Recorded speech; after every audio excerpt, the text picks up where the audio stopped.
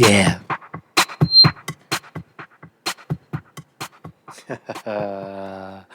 Good morning, Marcus Conte reporting. Good morning, good morning, good morning, good morning.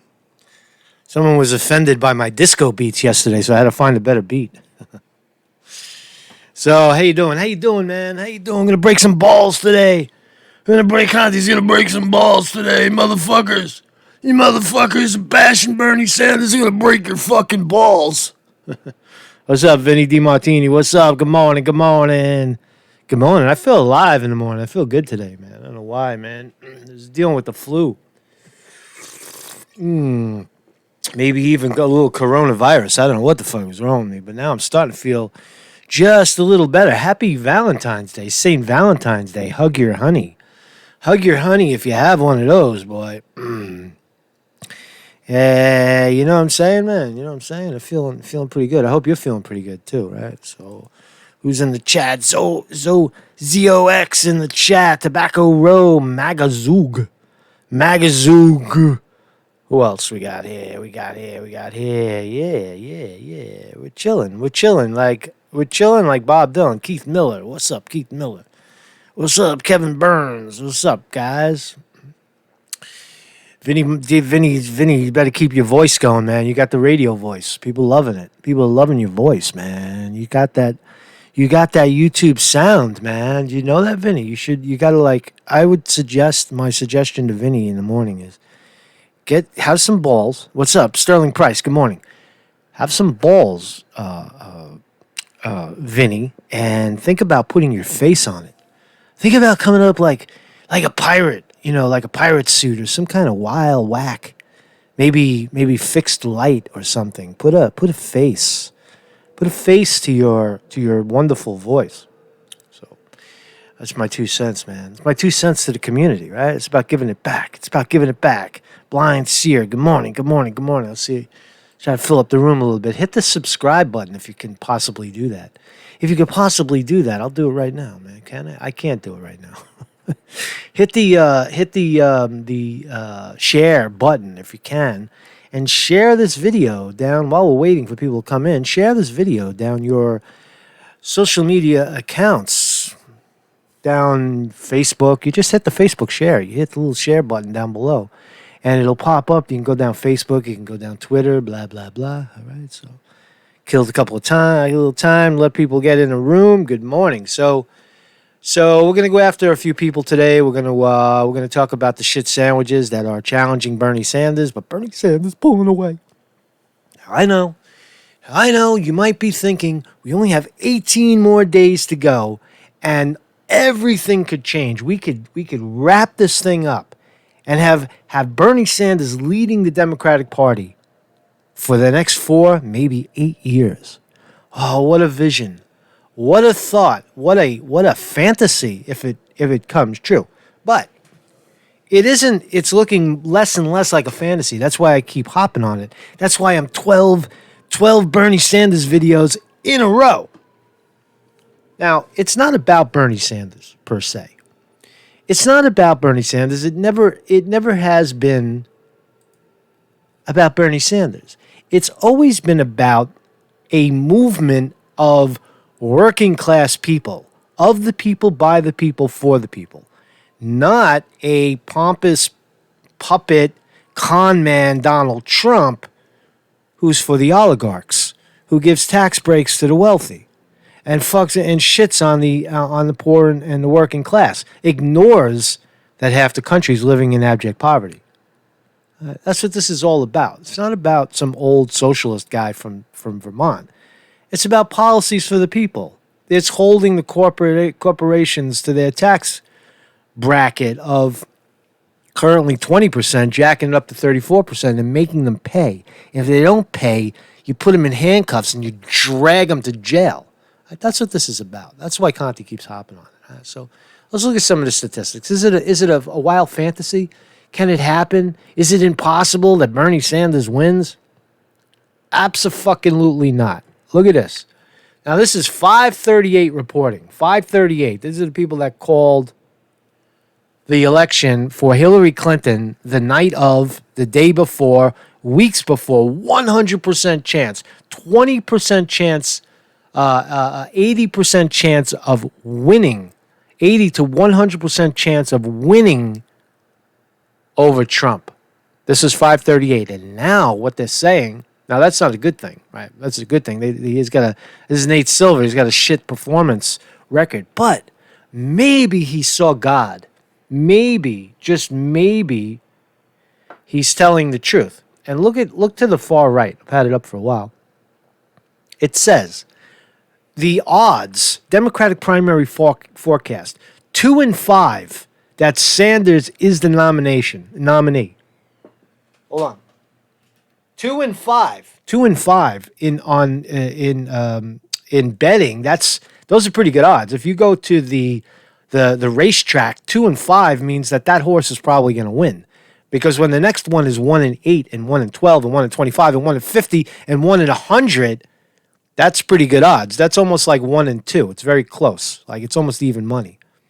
That Sanders will be the Democratic nominee, according to Nate Silver, the guru, the Wall Street guru, not the Wall Street guru, but the Democratic establishment elite guru of polls.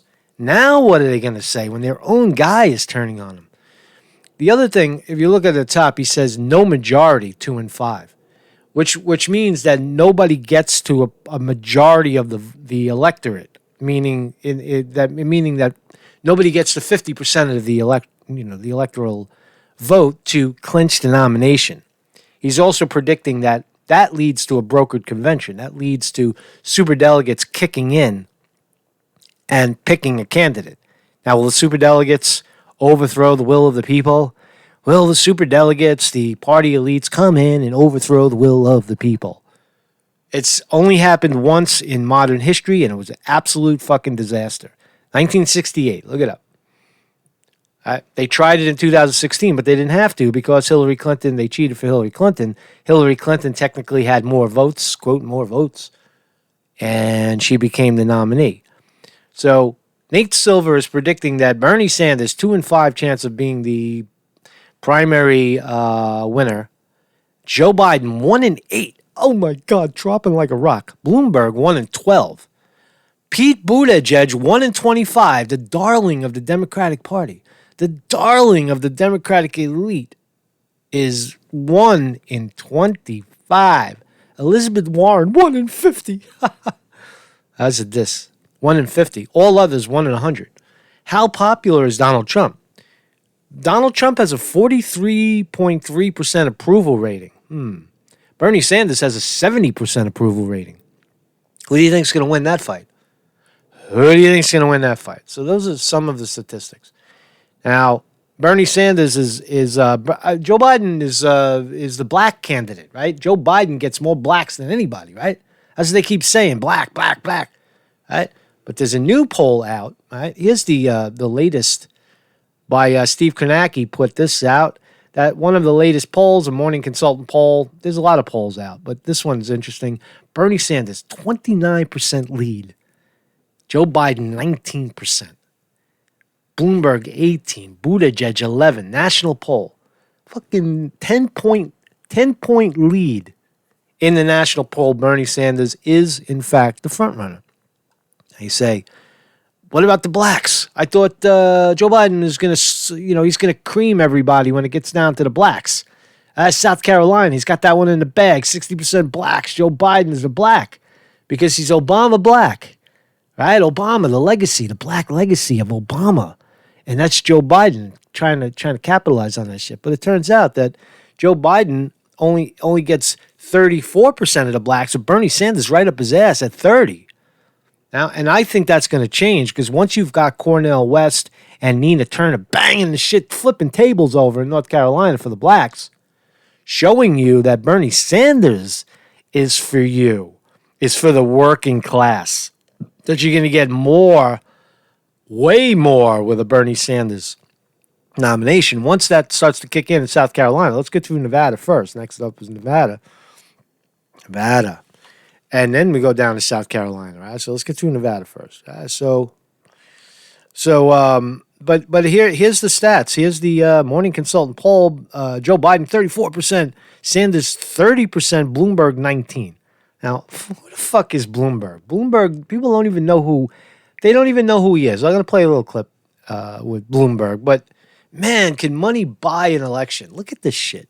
How is Bloomberg even on the radar?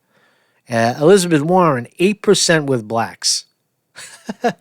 And Pete Buttigieg, the darling of the Democratic establishment, 4%. Steyer, 3%. All is billions. Steyer's only 3%. Klobuchar, oh, she's got momentum. 1% with blacks. With whites, Sanders, 28%. Bloomberg, 19%. So Sanders is a white supremacist, right? He's got the whites. All right, so he's got blacks and whites. Oh man, how is Joe Biden the leader? He can only get 15% of the whites. Look at this statistic. This is interesting too. Hispanics. Bernie Sanders, 48%. He has half of the Hispanic vote. Bloomberg 17, Biden 13, Buttigieg 8. Bernie Sanders, I thought is Bernie Bro. Bernie Bros, they're all white. They're white guys. They're angry white guys. That's all that Bernie Sanders has. One of the most diverse, no, the most diverse coalition out there right now. He's got everybody likes Bernie. They like what? The policy. Universal single-payer health care. Get money out of politics.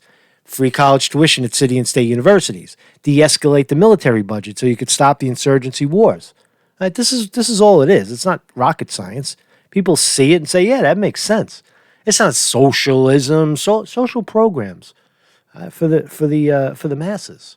Social programs for the masses. Everybody seems to be resonated. Blacks, Hispanics, whites.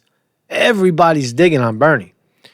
So this is how we doing? How we doing? Don't be a dick in the comments. Thank you, Sterling Price, for your moderation. Thank you, Vinny DiMartini.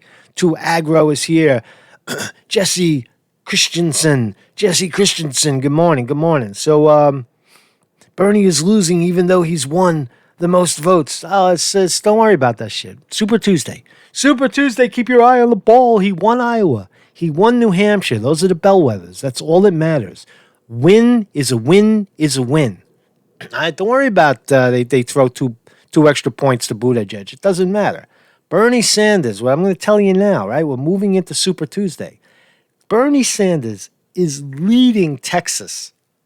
Fucking breaking news. Bernie Sanders leaps to first among Texas Democrats in the Deep South. Can we call Texas the Deep South? Is that fair to say? Bernie Sanders is winning in Texas. Bernie Sanders is winning in California by like 20 points. California, 415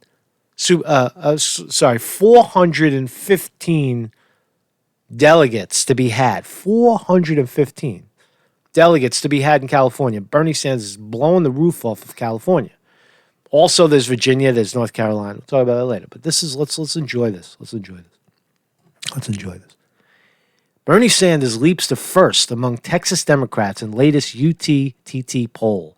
Sanders now leads the Democratic presidential candidates among Texas voters, but Donald Trump remains a slight lead over each. Who cares what fucking Trump is doing?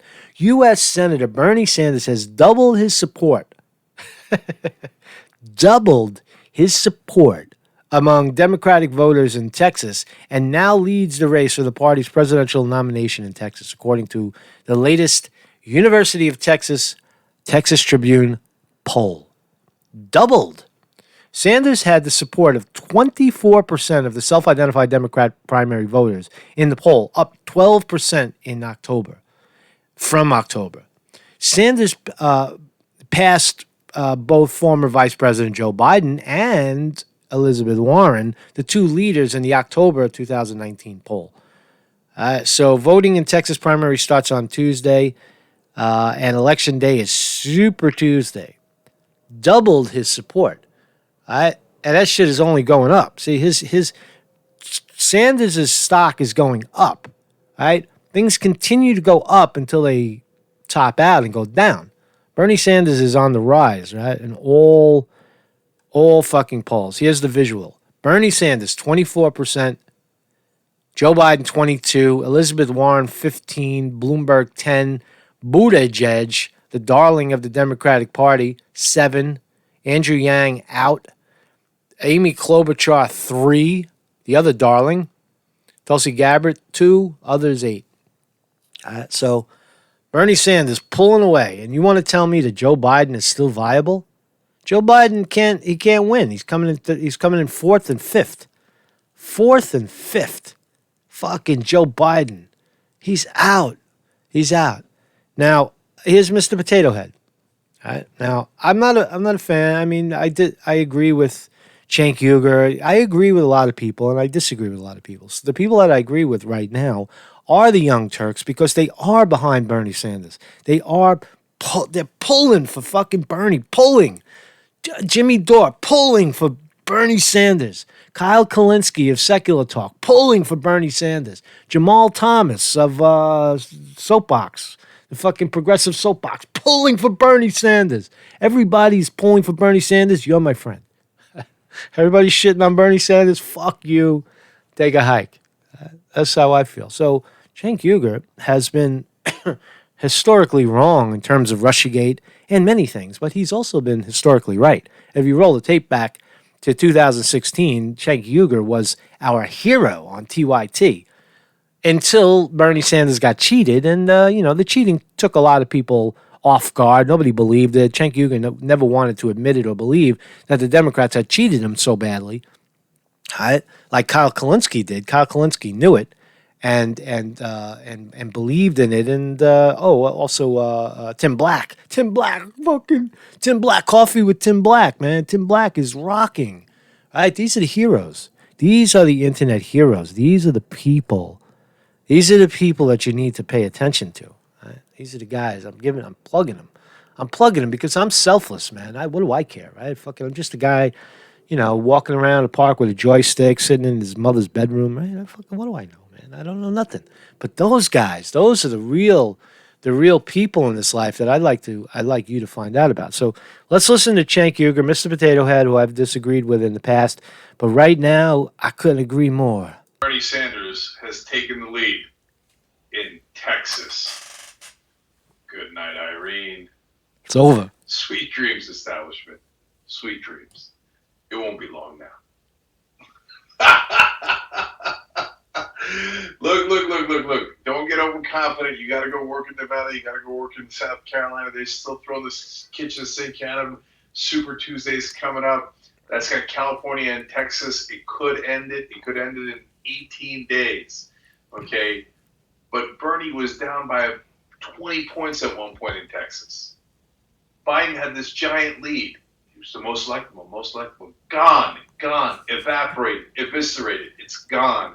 Bernie's taking the lead in Texas. He's taking the lead in Texas. Up by 2 now. He was at number 3. He's past Biden. He's past Warren. He's at 24 points. Oh, the beloved Buttigieg of the establishment. You know where he's at? 7. Oh, 7. Okay, no matter what Chuck Todd says, no matter what MSNBC says, 24 is higher than 7. They're going to come to find out that numbers matter. Now, look, we might all regret this. There might be some weird surge. Maybe the kitchen sink strategy works because they're all working overtime to try to topple Bernie. But guys, this is it. Push for 18 days. Okay? And these 18 days might decide our whole lives, our whole generation. Bernie's taking the lead in Texas. It's possible that the handwriting meets wall. You remember 4 years ago when we first whispered of a dream? I do. Well, here we are, ladies and gentlemen, 18 days away. You want to know what Bernie's lead in California is? 14. He's got a 14-point lead in California. 18 days, brothers and sisters. 18 days. Okay, nationally, Bernie's taking the lead. He's got a 10-point lead in one poll, 8 points in another. Even Nate Silver in one. Nate Silver. said 48 out of 50 states for Bernie Sanders at one point. I don't know if he still got it at that.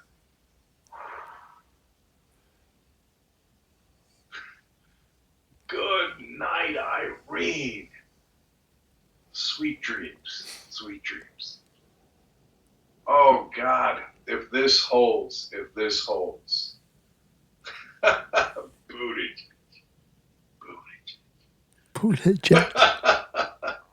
Okay, I don't want to get carried away. Work your asses off. They got money, we got people. Let's go. 18 days until the dream becomes reality. Let's finish.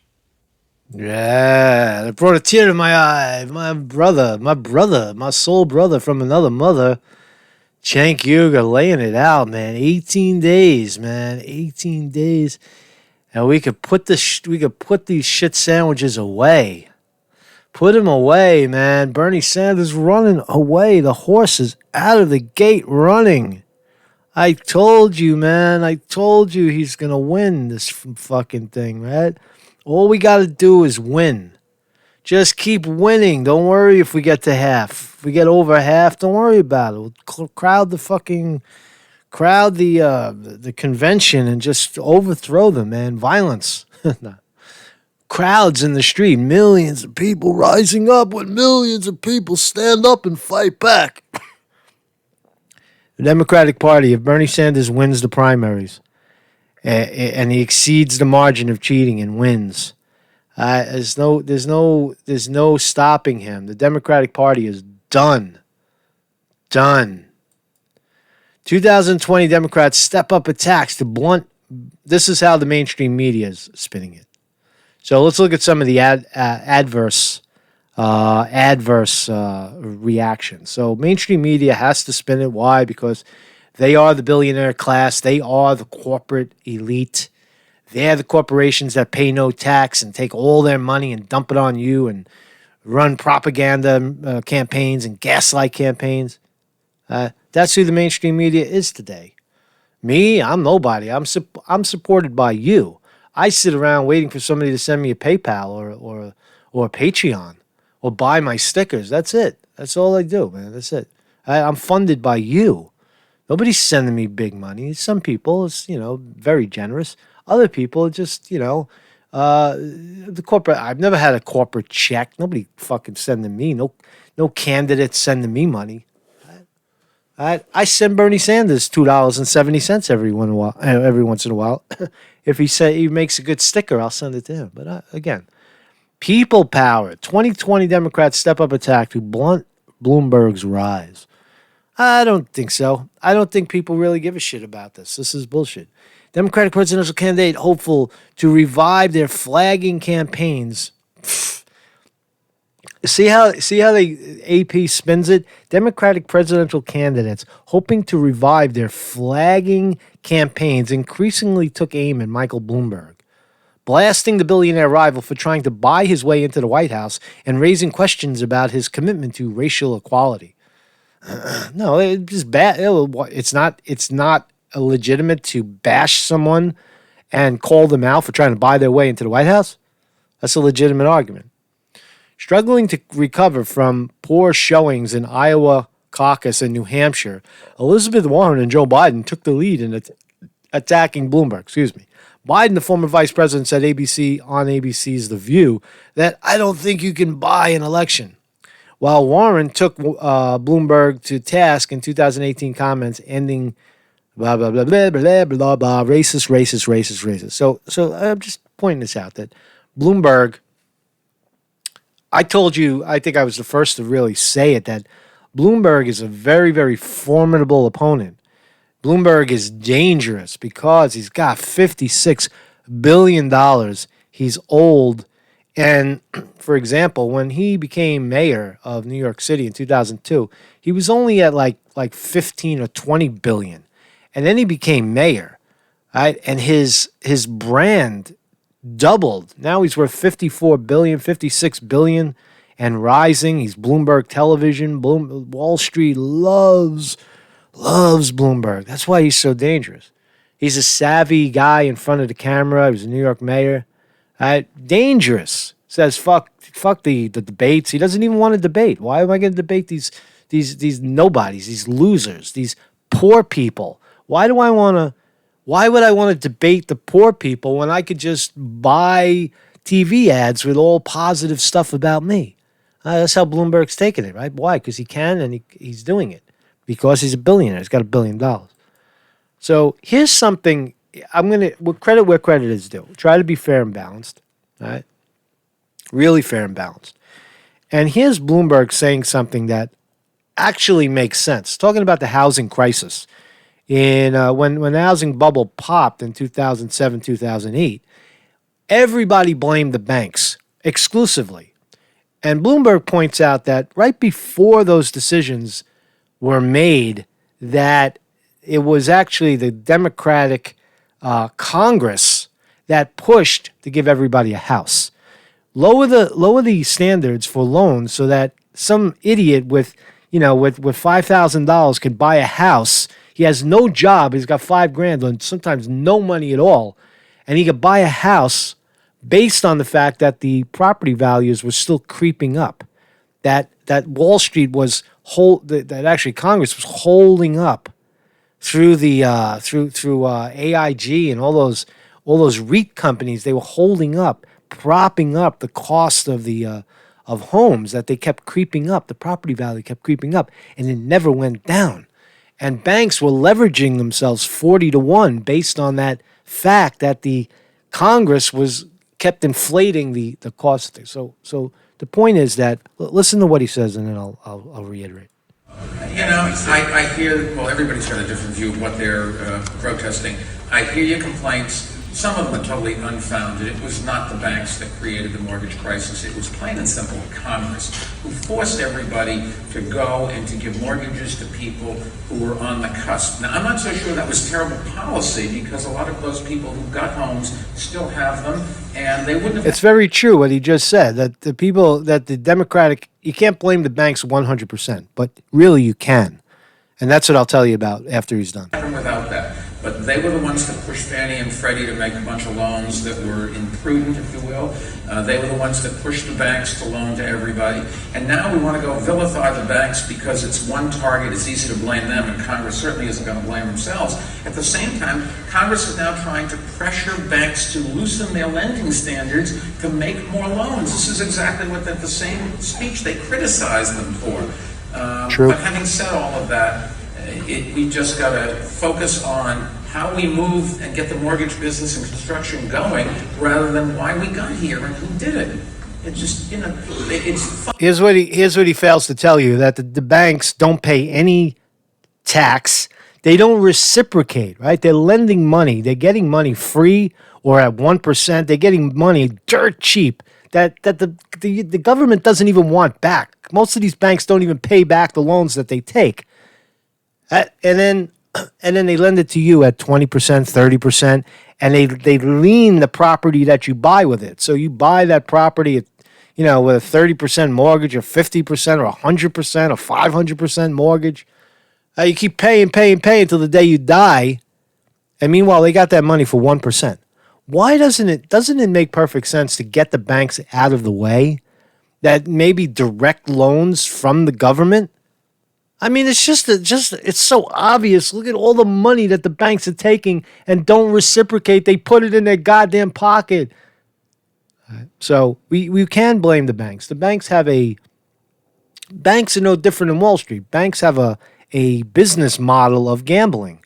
They gamble with your money. They take your money and they gamble with it in the stock market. The markets go up. They make money. They take profits, put it in their pocket. They're gambling with your fucking money. The banks.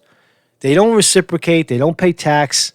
So what Bloomberg is saying is true, that the Democratic Congress asked the banks politely, find a way to lend more and we'll back you.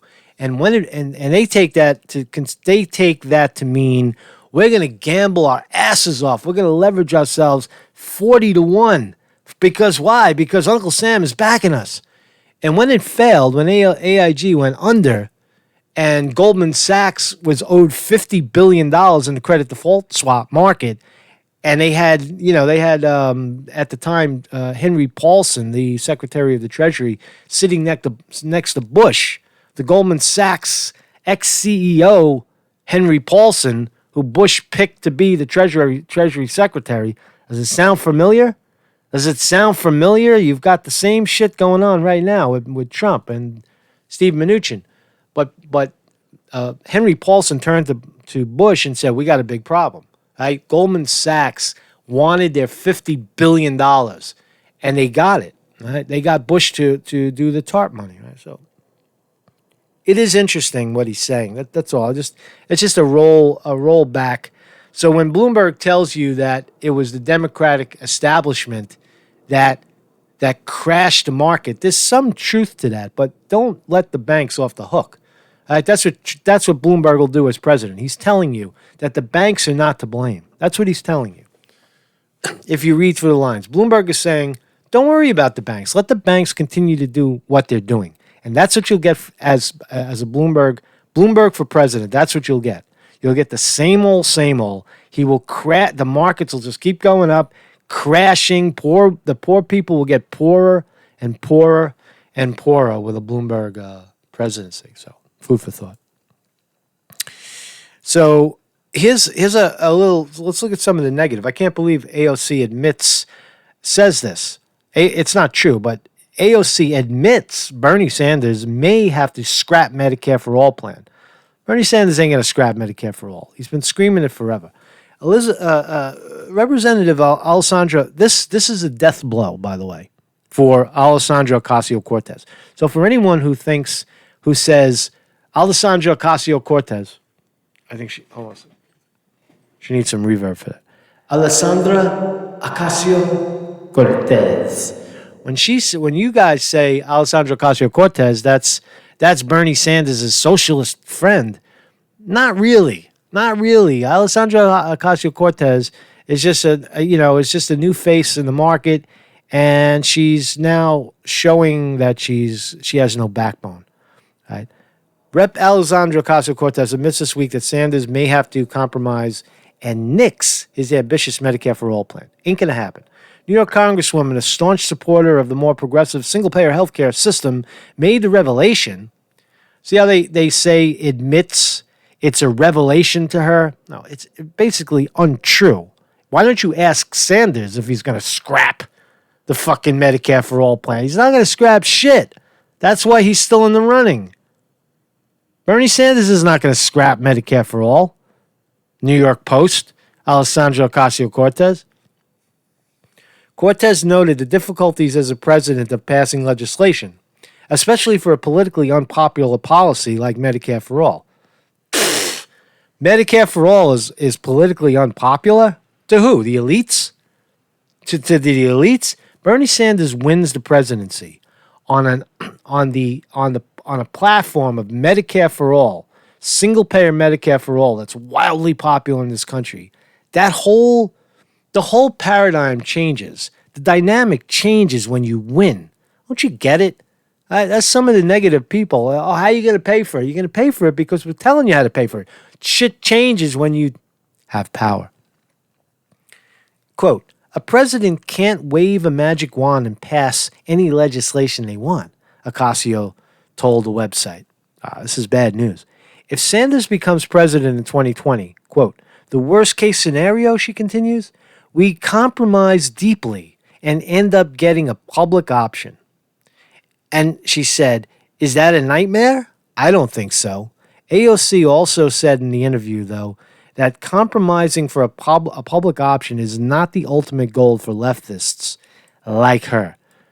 Total compromise. I'd like to see what she's going to say to rebuttal that. But in a nutshell, Bernie Sanders didn't say any of this. So when the mainstream media is spinning Alessandra Ocasio-Cortez as some kind of spokesperson for Bernie Sanders, and that she's speaking on behalf of Bernie Sanders, bullshit, fuck you. Sanders is not going to budge on single payer, in my view. So what's up? What's up in the chat? Anybody being a dick? Don't be a dick. Don't be a dick.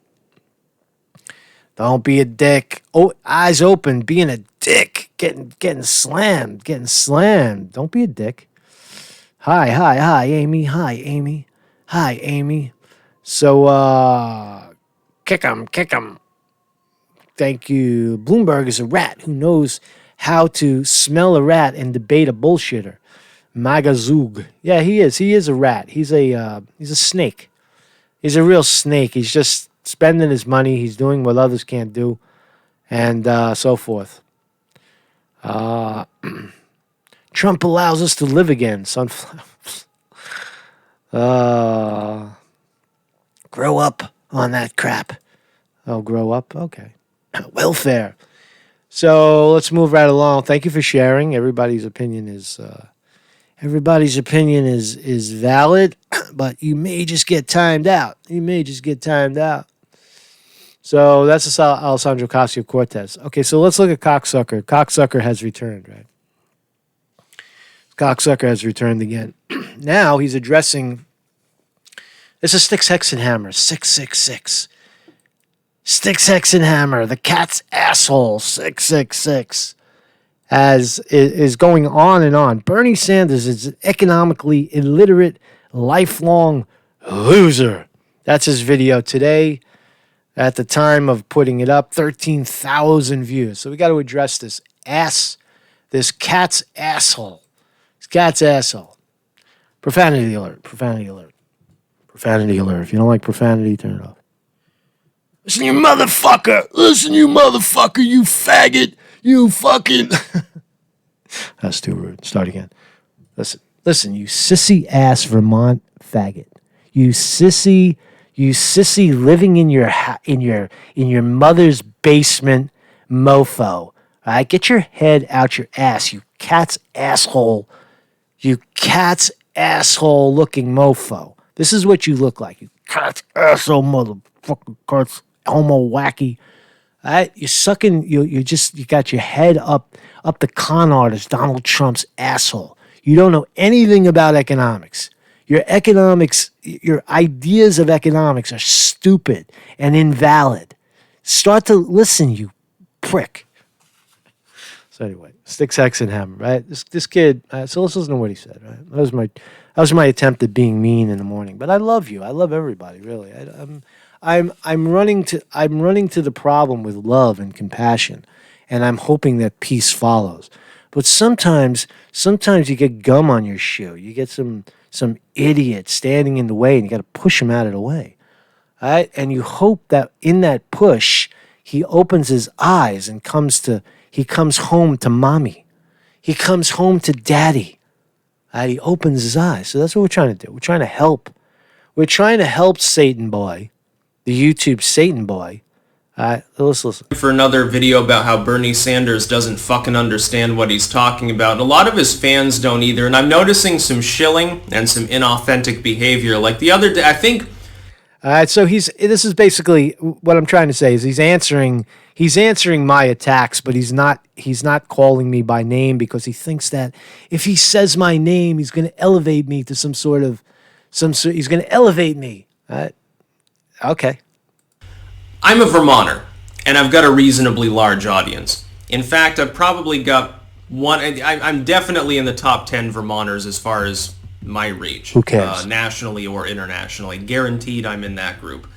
And even though that's not saying a huge amount because there aren't that many Vermonters, I think that I piss people off a little bit more than average when I go after Bernie Sanders because I'm one of his constituents, because I know what I'm talking about. I've lived in Vermont most of my life. No, you're fun because you're fun to attack because you're such an idiot and you're so pompous and so full of yourself that you don't see just how ridiculous you look. I'm looking at you. You're a cat's asshole wearing... I'm ridiculous. Look at me. I look ridiculous. I admit it. But look at you. Look at you. You got your Joey Ramone jacket on, your cat's asshole face, swinging your hand like you're some sort of elite. And so people on the left, they get more hot under the collar when I address the issue, which is why I want to do it more and more. And anyway, the other day, I guess probably some Reddit shills decided to make the rounds, and they had one of their bread tube friends who's known for clickbait I don't do clickbait, and I don't even know what Reddit is. Make a video about me, and I'm not going to name drop them. I'm not going to post it here because that's the whole point. They want to get attention. That's not going to happen, but I thought it was funny, when a person opens out by saying, I don't watch this person's material, but I think that they're cringy and wrong. Well, then you just fucking shot your own argument in the foot, dude. No, you have a large crowd, and that's what's intriguing about it, is that you've got close to 500,000 idiots, Trump tried and true, who don't look at policy, that don't know, they're as dumb as you are. And that to me is intriguing. That's like, wow, look how powerful the gaslighting is. Look how powerful ignorance is. Ignorance is strength. That's why it's so intriguing. If you didn't have these numbers, if you wouldn't put, if some loser from Vermont, with a face like a cat's asshole wasn't putting up 500,000 views, no one would care. That's why it's interesting. So that's why you're interesting. Not because you're some fucking smart idiot. Well, I don't know what. It's just not going to happen. Cry me a river, by the way, people in the comments. If you think that addressing my personal appearance bothers me, I've had quite a few numbers of years now to change my personal appearance. I don't really care about others' opinion. It's even funnier, though, this takes the cake, when people think that I'm concerned about Bernie Sanders. I'm not. I'll tell you why. Yes, you are. Here's it in a nutshell. Here's the Democrats' problem, and when people on the left ignore this, all right, let's listen to him actually address his title. Bernie Sanders is an economically illiterate, lifelong loser. Okay, let's tell us why already, because I'm curious why you think so. And here he says it. So, number one. Now I'm going to talk about how illiterate he is on these issues. Number one is simply how he's going to pay for things. Okay, so that's the big smear, right? That's all he's got. He's got Fox News talking points. How are you going to pay for it? Rather than listen to Bernie Sanders telling you how he's going to pay for it, how are you going to pay for it? Same old, same old. He can't explain how. What an idiot. Bernie Sanders has explained 100 times how he's going to pay for the programs. Listen, stick, and hammer. You have 10,000 publicly traded companies that don't pay tax. Do you understand? They fudged the tax numbers. Amazon alone, $35 billion in taxes that they paid nothing on. They stashed it in Ireland. Do you understand? Do you understand what kind of money we're talking about? $2 trillion, $3 trillion if the banks paid their fair share. That's where the money comes from. Rather than have large corporations that's just part of it. Have that money in their pocket, have all those corporations put that money in their pocket. You let that money circulate through the economy. You give it to real people so that they could spend it. All right? And you pay for your social programs like Medicare for All, which once you take the pharmaceutical lobby and the insurance lobby out of the picture, the insurance company takes so much money from people. That's where you pay for it. Why is that so hard to understand? Why is it so hard to understand that the system is very, very corrupt? Corporations don't pay tax. You're not taking it out of the pocket of some rich guy like he's about to say. So listen a little more. Points out an individual program he wants. Well, Medicaid for All, or universal pre-K, universal student loan debt forgiveness. He can explain to you how he's going to pay for these things by taxing billionaires. Now, first and foremost, it is taxing billionaires, but it's dumb fuck. You're taxing the corporations. Do you know the difference? Do you know the difference between a corporation and a guy who happens to be a billionaire and makes profits from the corporation? There's a difference. You tax the corporations and thereby you deflate the billionaire class by default because they're paying more. They can't steal all the money out of the corporations. They can't pay themselves $38 million, $62 million a year. All right? They can't give themselves 10,000, 50,000, 200,000 shares of their stock that they're artificially being inflated, and then take that, crash the markets, and screw over the IRAs. Learn something about economics, please. Foremost, billionaire doesn't mean makes $1 billion a year. Billionaire often means rich on paper. When Sanders professes that he wants to enact all of these policies and go after this one chunk of society to pay for 99% of it, what he's essentially saying is that he wishes to liquidate most of the productive wealth of the upper echelons of society and nationalize it, or redistribute it to other people. That's exactly right. And what is wrong with what's wrong with taking back what the 1% of the population has stolen, has acquired through a corrupt political system, a system of socialism for the rich? What is wrong with taking back what was stolen? Can you tell me how do you justify? You just say, "Oh, they got it, and it's theirs, and fuck you, and the system is rigged, and just get used to it." I fundamentally disagree. So that is what we're talking about. Who's going to buy it up? Well, the private marketplace isn't going to be able to compensate because you're flooding the market with all of this real estate and all of this productive capacity. You're flooding you idiot. You're flooding the market with their money. You're taking the money that they park. They might not have to sell their homes and sell their properties.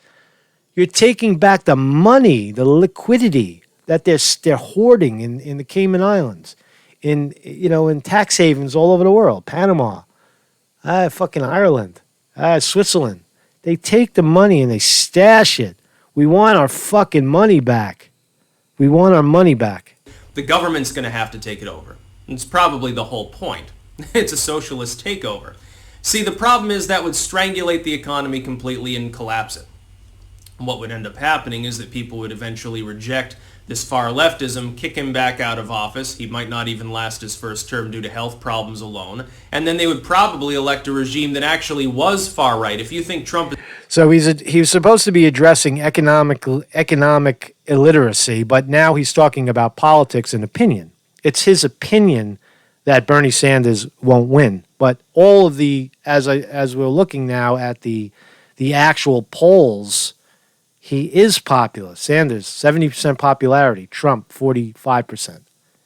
Right? These policies are very, very popular.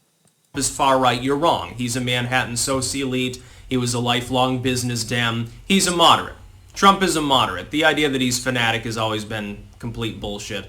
The fact that he mouths off with bravado on Twitter doesn't make him a fanatic. It makes him interesting. We agree on that. Trump is definitely not a fanatic. Trump is a cartoon character.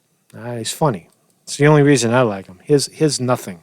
I don't know what he says here. He says nothing. Secondly, what about the deeper economic fallout? When you're talking about eliminating the private option within Medicare, for example, as far as I know, no other candidate is stressing that would happen. Bernie Sanders is even talking down to unions, which tend to be heavily Democratic, by the way. And it seems like people don't like change, Sticks, Hex, and Hammer. People don't like change. The unions fight for Medicare.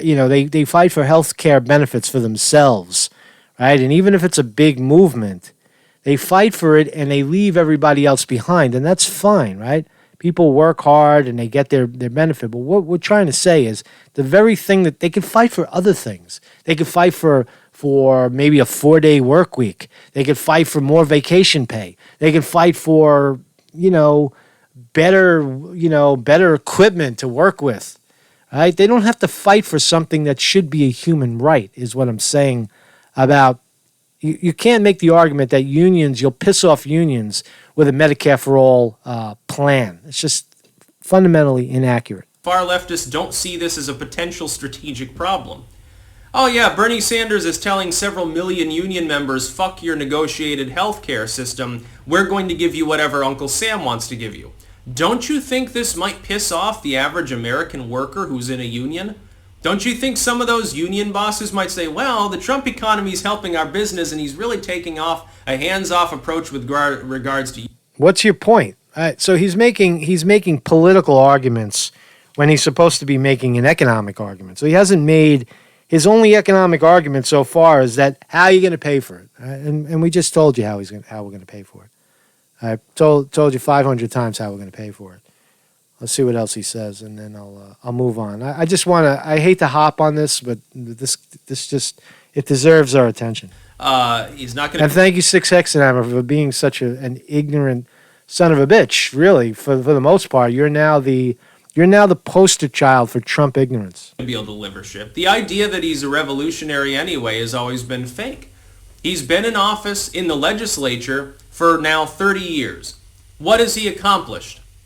Has socialism sprung out of into existence? We've never talked about socialism. Nobody, again, here's the socialism smear. Talk about economics. You bring us in to talk about economic illiteracy, and then all you talk about is the talking point, socialism. That Bernie Sanders is trying to install socialism in America. That's not what we're doing at all. Look up FDR's New Deal. Look it up. Look up FDR's New Deal, and then think about how that can be applied to today using a green, economy, jobs for green economy, right? Just look it up. As welfare inclined because of his own personal efforts. What about my home state of Vermont? Where's our socialism? We had a comprehensive study. Right. Where is your socialism? Nobody's talking about socialism except you. Years ago, which Jonathan Gruber, the ACA architect, ended up embezzling $500,000 from our state and settling out of court, by the way.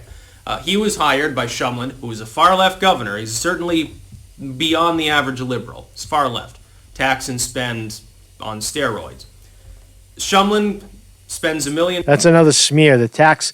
I haven't heard that one in a while. The tax and spend, tax and spend, tax and spend. Yeah, well. Gets tax the billionaires and spend it. Absolutely. Gruber gets a commission together. They spend like 6 or 7 months studying this, seeing if you can do universal health care in the state. All right, so he's basically looking for socialism in all the wrong places, right? We're talking about when he hears socialism, he thinks of, I don't know what. He doesn't really define it. All he says is it's a bunch of fucking losers, right? Just nothing but vitriol. Vitriol? There's a little bit more, and then I'll let this guy go. That. Just finish him off. State exchanges, you're not allowed to have those. There won't be any competition at all. There will be one-size-fits-all health care for every person. Except, I'm sure, for Congress. That. State exchanges, you're not essentially a public option within the state. He says free shit. That's what I wanted to hear. Vermont. We have sort of a hybrid system. Sanders even wants to eliminate that. State exchanges, you're not allowed to have those. There won't be any competition at all. There will be one-size-fits-all health care for every person. Except, I'm sure, for Congress and politicians and some of the bureaucratic elites. That's true. Rich people will always have the option to buy their own stuff. So what's your problem? Why do you care so much about the 1%? Why do you care?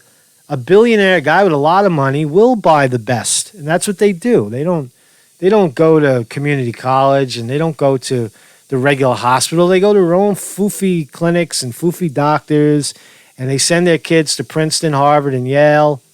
That's not going to change. Why is that? Why does that bother you so much? They'll have access to whatever they want.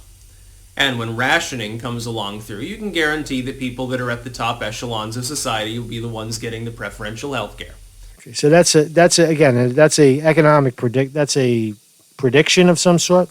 Because that's always what happens. And it happens in other countries too. I love it when he puts out these lists of countries with the... All right. So listen, the takeaway here is that there's a tipping point. Right? Write it down, Hexenhammer. You like to read.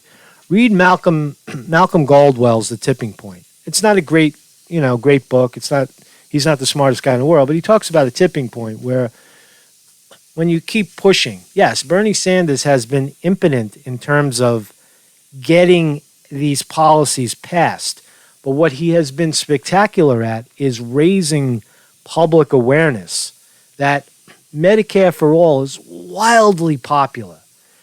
Decreasing the military budget to stop the insurgency wars is wildly popular.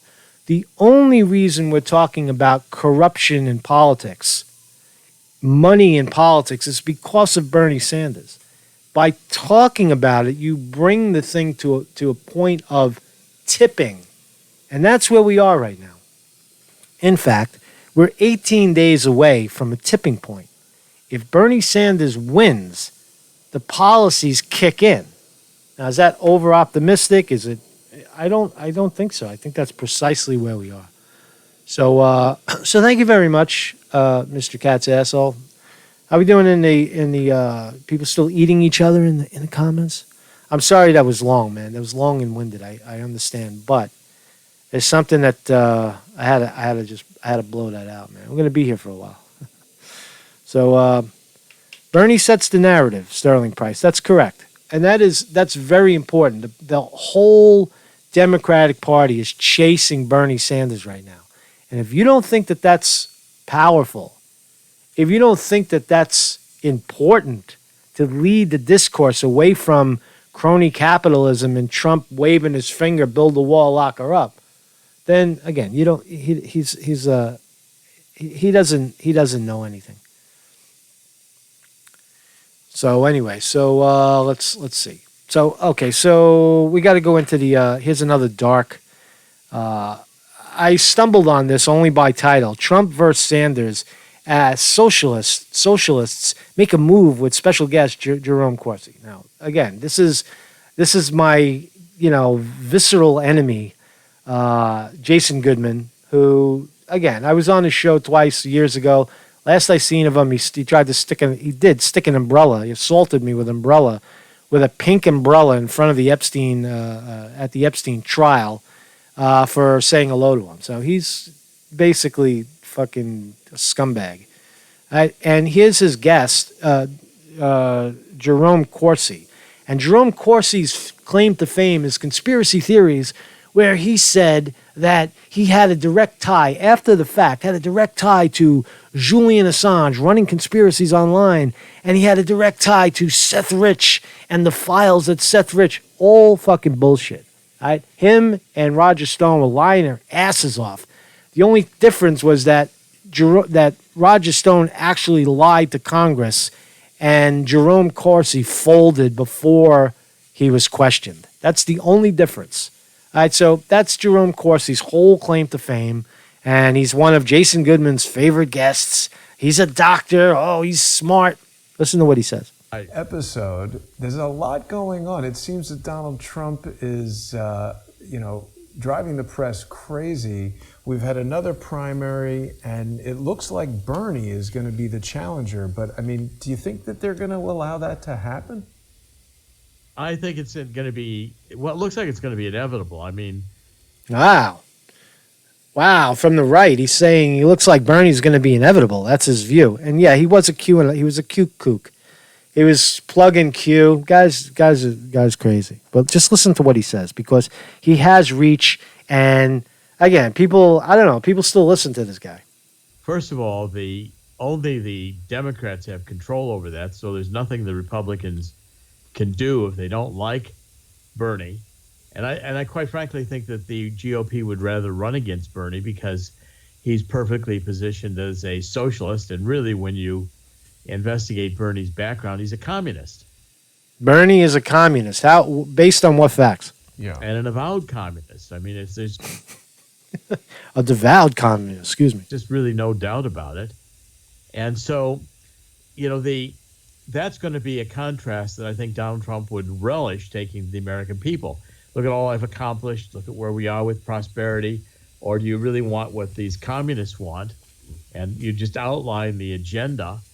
And this, I think, is people don't want higher taxes. They don't want wide open borders. They don't want abortion on demand. Even Bernie Sanders is not about raising the taxes on regular people. There might be a slight bump up in a tax rate, but the benefits to the country are overwhelming. Free if you pay 25% tax and it goes up to 28% tax, but you get free universal single payer health care.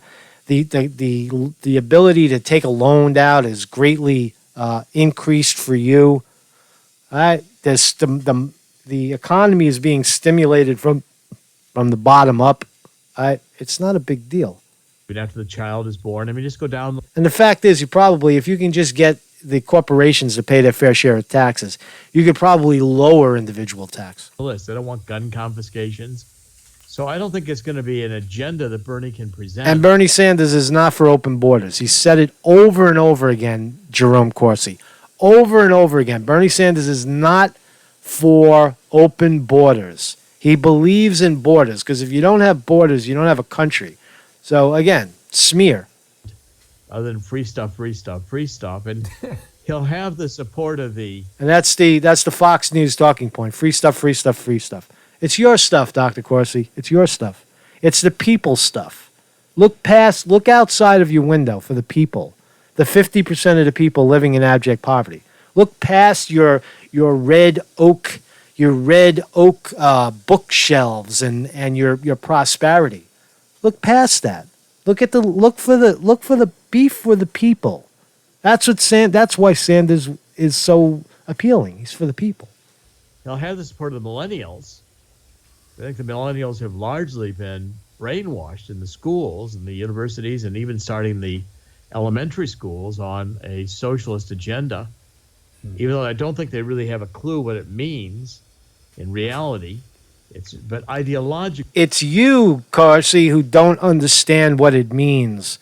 It's you. See, here's the problem. There's these guys, they follow the right, and then they try to step over into the left and be some kind of authority and some kind of, political analyst on something that they don't understand.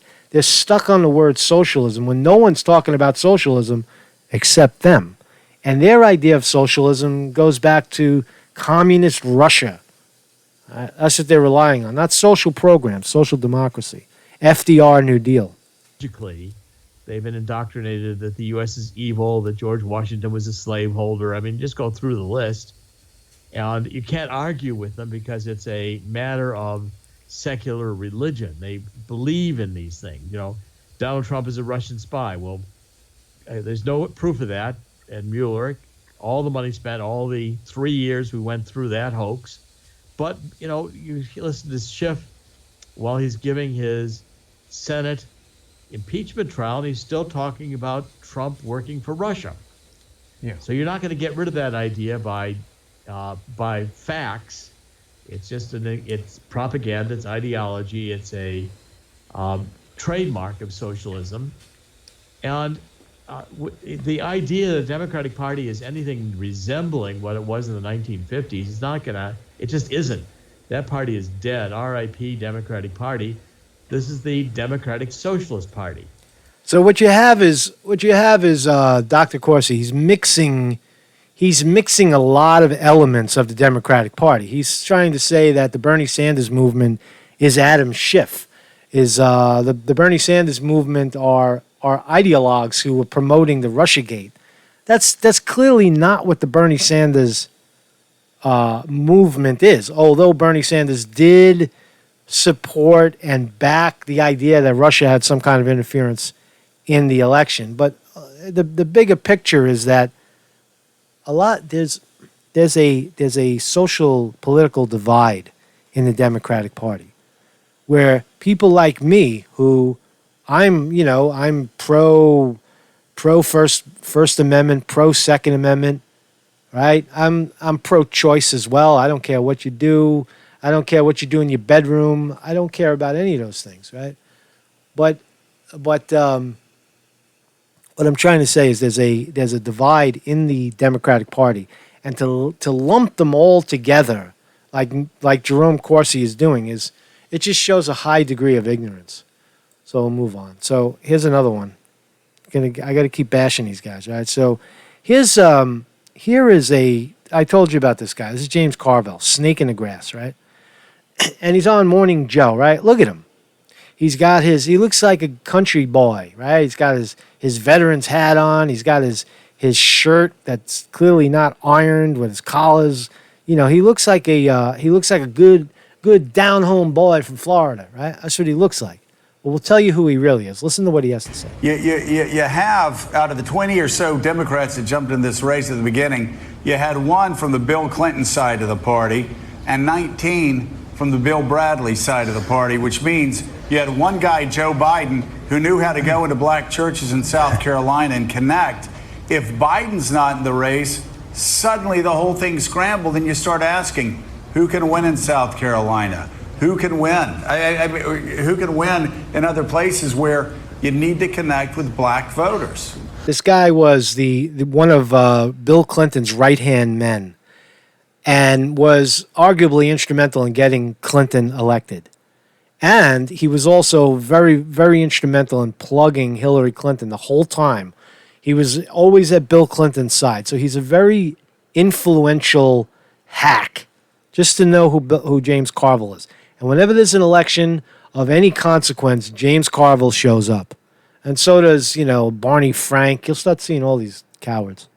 Well, first of all, Rendell, the ex-governor from Ohio, you'll start seeing him pop up. All the money grabbers. you're exactly right. The African-American voter is central to the Democratic Party. It's our largest constituency. It's not a bunch of urbanists, running around on Twitter, as you would think if you read the New York Times. I'm serious. I mean, who has the political skill when they get there to motivate? And by the way, in a general election, we got to win North Carolina. We got to win Georgia. We got to win Texas. We got to win places like that. And the party, in my opinion, has got to know who it is and who its constituents are. The other thing I would say, and I'll say this just as clearly and directly as I can, the only thing between the United States and the abyss is the Democratic Party. That's it. And if we go the way of the British Labour Party, if we nominate Jeremy Corbyn, it's going to be the end of days. What he's doing is basically he's smearing Bernie Sanders, but he's not naming him. The British Labour Party would have nominated David Miliband, they'd be in power. So I am scared to death. I really am. And he's scared to death of the Democratic Party losing power. Why? Because he is the power. He represents the powerful, and he's scared to death. So come out looking like a regular guy. Come out with your stupidly colored, college shirt and boy, make the hat makes you look like a little boy. And I think people gonna, and I think I'm waiting. I hope these African American voters in the South. I grew up in Nibbville Parish, Louisiana. I live in Orleans Parish, Louisiana. I know 10 times more African Americans than most people I know. And they're looking for somebody that can come in and not just excite them, but talk about things that really matter to them in everyday life. They're not interested in socialism and the revolution and all. Right? They're not interested in, so they're interested in things that are for everyday life. But to his own definition, the socialism programs, the programs that he's classifying as socialism, Medicare for all, free college tuition at city and state universities, are wildly popular in all communities. So again, it's just distraction. That's what this guy is. He's a professional distractor. Just know who he is going forward. All that foolishness you hear. They're interested in somebody that's going to come to them and articulate a vision as to how they fit into this country, and what's their relationship, and what kinds of things that the schools that kids go to, the health care their parents receive, the way. So let's look at the real. Now that's James Carville, the actor. That's him acting out the hack. Just found out James Carville, who spends his time lecturing Democrats for being too far left, lives in an absolutely obscene 4-story mansion. And dear God, can we stop taking political advice from the ultra wealthy? That's who you're taking advice from. Here's his house. Pussy pink, with paintings on the walls and art, right? To preserve his wealth. Where'd you get the money, James? Where'd you get the money? Why doesn't anybody ask him, did he ever have a real job? Look at his house. Look at his house. Oh, man. A mansion on the water. I thought he was just a regular guy. Comes across like a good old down-home boy, but he's a rich guy. He's a rich cocksucker. Right? It's all an act. He's a political hack, says Bernie Sanders. Loyalist was supporting James Carville, who's obviously a longtime Clinton loyalist, was supporting Senator Michael Bennet, who obviously dropped out of the primary race last night. He said this week that core Democratic voters aren't interested in being in what he said a cult. He said they're not interested in socialism and revolution and other things he called foolishness, and that, quote, I don't know how you win an election, 78 years old, screaming in a microphone about the revolution. I don't know if he was actually screaming at the time, although it's very possible, knowing James. But so I want to give you a chance to respond. Look, James, in all due respect, is a political hack who said very terrible things when he was working for Clinton. He's a political hack. Against Barack Obama. I think he said some of the same things. Look, we are taking on the establishment. This is no secret to anybody. We're taking on the wall. I guess the former head of Goldman Sachs attacked me yesterday. Yeah, he had We're some taking unkind on things Wall as well. Lloyd Blankfein.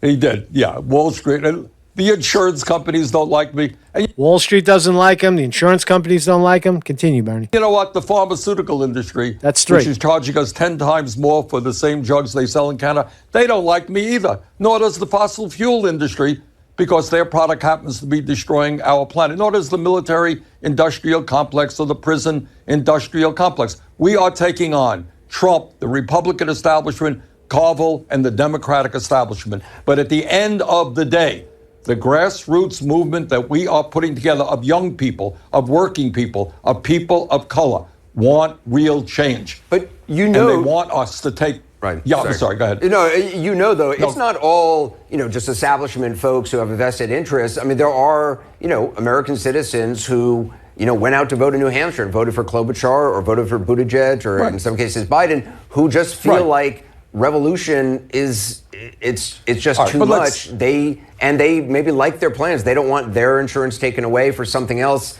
in government hands they don't have, any idea about. Well, first of all, I think if you look at the issues that we are talking about, raising the minimum wage to $15 an hour, enormously popular. Demanding that the wealthy and the powerful and large corporations start paying their fair share of taxes, enormously powerful and popular. Making public colleges and universities tuition free. As I said earlier, Medicare for all was one of the reasons we won in New Hampshire. It is very popular in New Hampshire, and I suspect among Democrats all over this country. Criminal justice reform, immigration reform. These are issues that the American people, in fact, support. And we're going to win this election because we are prepared to stand up to Wall Street and the corporate elite and finally do what the American people want. Look at Enos Cooper's face. It's like you can't touch it, right? He's talking about Bernie Sanders is talking about programs for the people, policies for the people, power to the people. Power to the people at all. So Mark Scott reporting, just keeping the Bernie movement alive. Bernie is winning. Bernie is winning in Texas. Bernie is winning in California. He won Iowa. He won New Hampshire. He's on schedule to win in Texas and California. Shit is getting real, man. Shit is getting real. I'm sorry for going over today. I went over a little bit, but hey, listen, man. What else you got? What else we got to do, man? 18 days. And everything might just change, man. Everything can change in 18 days. I come at you. I come at you with love in my heart. And I hope that peace follows. I come at you with love in my heart. And peace will follow. Have a great day, everybody.